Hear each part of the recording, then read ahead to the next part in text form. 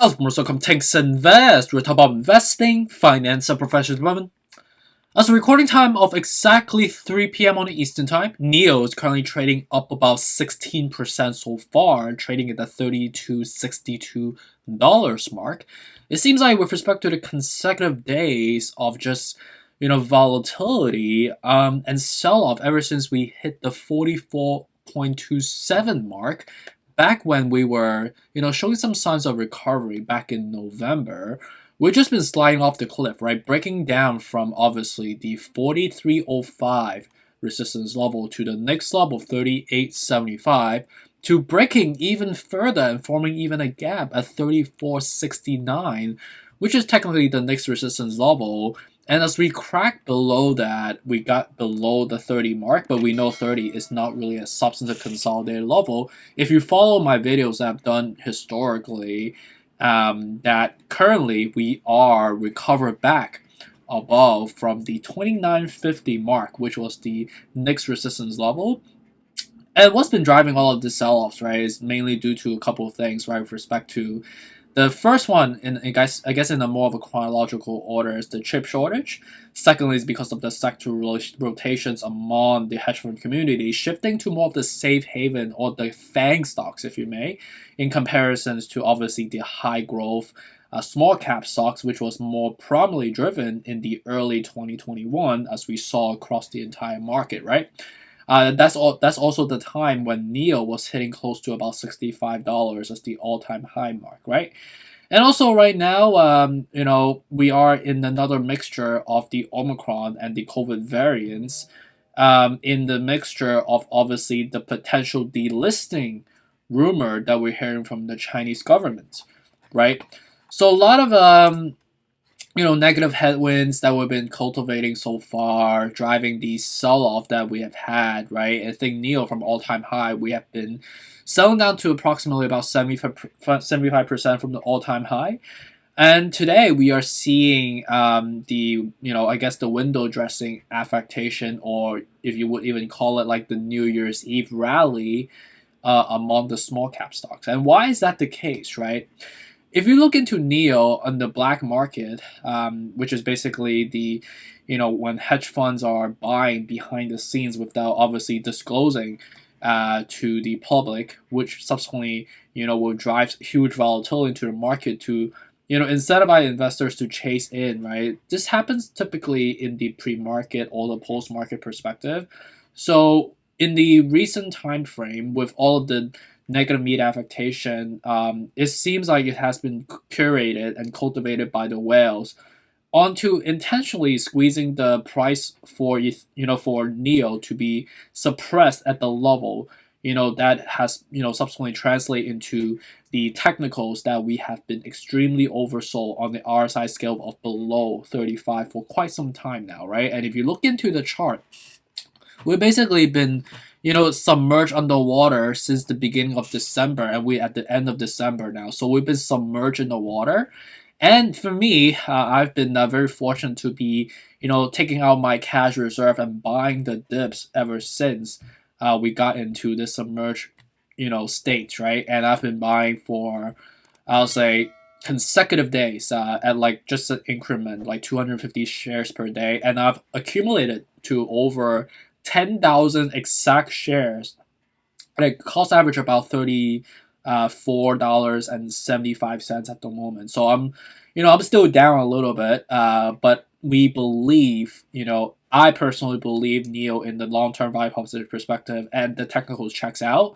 And I believe with respect to some of the macro affectation that we've been talking about, it's going to subside over time, right? And the real catalyst on what's driving today's surge is mainly due to coming from the fact that the Chinese government has made a public announcement. They've basically announced that they want to be focusing on consumption recovery going forward and reduce some income tax rates. They have not really mentioned anything along the line with respect to their fight against the Omicron various concerns. They have not specifically talks about the potential lockdown or the travel restrictions, nor they have talked anything about with respect to uncertainty around delisting. It was not even mentioned. But I guess in terms of the media front and the public sentiment based on just this specific announcement from the Chinese government, which seems like an optimistic or positive one, is having some kind of mixed signal or missing translation into conveying a message that seems like delisting might not be as more of a possible or a greater potential than expected, right? So right now we've been surging for the entire day to at one time close to about 17.05%, right? And ultimately, I'm not a wizard and I do not predict the future, but we understand that based on the technicals are quantitative analysis that tells us the truth, right? And the truth is that we have been relatively suppressed for quite some time. The sell-off has been relatively, severe, and we are reversing right now. So I'm going to dive straight into the technicals to see how we're trending going forward. So as a recording time of close to about 3:07 p.m. on Eastern time, NEO is currently trading at 32.51, up about 15% at the moment. We are reversing up right now. You can see clearly we form a golden cross, number one, which is a good sign that we're going to see more bullishness coming. Secondly, you can see that we are on the RSI scale of 47 out of 70 right now. So this is a good sign of reversal, right? We basically broke above the 30 mark, which is a substantive consolidated level, but we know that $30 is not really a substantive consolidation. It's just more of a flat number, right?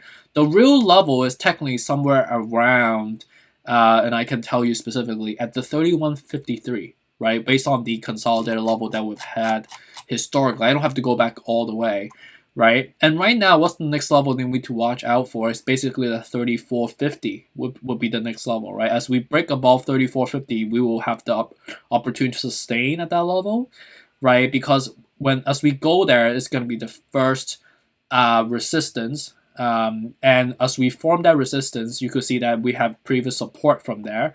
And that will be the new architectural support that we have for this specific investment opportunity, right? So ideally, and I believe tomorrow is actually the market is open despite the New Year's Eve.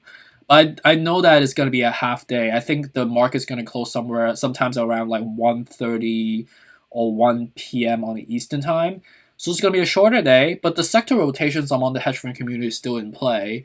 And we might hear more positive news coming, right? And the golden cross is going to take some time for us to, go through the oscillation, right? Because if you think about this, the golden cross is basically like a baseball, right? We need to throw this up in the air and slowly it's going to curve, right? And as we curve, it's going to form an apex and then it's going to cool back down, right? If you look at this historically, right? The last time we formed a golden cross, we surge up, right? And we saw this mega green, golden, a really nice green candle, right? And as we got there, it took us some time for us to cool off, right? And then we formed another apex, which the apex was hit somewhere around like November 8th, right? So that duration was basically from the in the separation of month exactly, October 7th all the way to November 8th, right? So it seems like that's going to be that we have a high potential of actually doing the same thing, reflecting what we've seen in the past. And right now, we need to cool off a little bit first, right? Because of how dramatic we have surged up today, right? At the RSI scale of close to 50 right now. So we are at a, relatively preliminary perspective, relatively overbought at the moment. We're not like crazy overbought, like above 70 out of 70 on the RSI scale, but we are having that propensity because of how dramatic it has been today. So would I be suggesting buying today? I will probably wait off, right? And what are the next levels that will ideally go down to if we crack below it, right? The first one will obviously be the 29.50. The next one is going to be the 27.50, which is the level that we've tested when we crashed down previously, right? On that, I because we're just like a couple days ago. And if we crack 27.50, the next level will ideally be in somewhere around like the 25-ish, which is the previous support form as a new resistance, right? So that's NEO. Hopefully that's helpful. And just to recap on the levels of identifications for each dollar cost average, in case that's something that you want to be doing. These are levels that we identify based on the previous technical analysis we just performed together right now. Neo is definitely one of those long term play that I believe strongly, and I currently have again 10,000 shares of Neo, and as we crack down potentially. These are levels that we ideally want to dollar cost average in. Do I see 25? I think that will be unlikely because of the fact that most of the negativity has pretty much baked in already. And despite how much of a negativity we've been selling down for basically a month already, ever since that 44 mark, and then we subsequently broke down like 4 resistance levels to get to the level that we at right now. We crossed 1 today, so we do have several, more escalator steps that we need to get up to, right? So hopefully this is helpful in terms of my Neo analysis. I just want to do one because some of my friends here are asking questions around Neo, so I want to just make sure that you guys are thinking logically and taking the right risk approach.